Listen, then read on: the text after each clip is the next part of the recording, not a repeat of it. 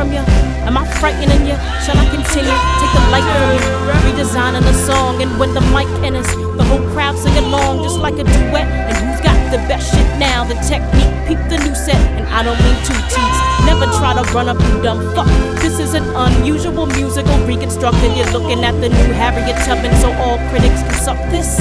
I don't care if you're the girl kids mothers, the whole kids lover, you're only fucking yourselves. For 7 years they had me sitting up on the shelves. Now they're like a you're what, like I wasn't trying to tell. A little compensated, but I still feel hatred. Female, black and young, so they wanna strip me naked. But you'll never have me like none of my adversaries. But catch me in Manhattan, frontin' like Halle Berry on the MTA, any time of the day. Blasting out the headphones, the best of J. You can't ignore me, I swear Gina's here to stay. I put a spell on you, starting to look like bread. From here to California, niggas a body instead. Check the proper grammar, where you'll fuck with your head. Hey, yo, pause, you know what the fuck I just said.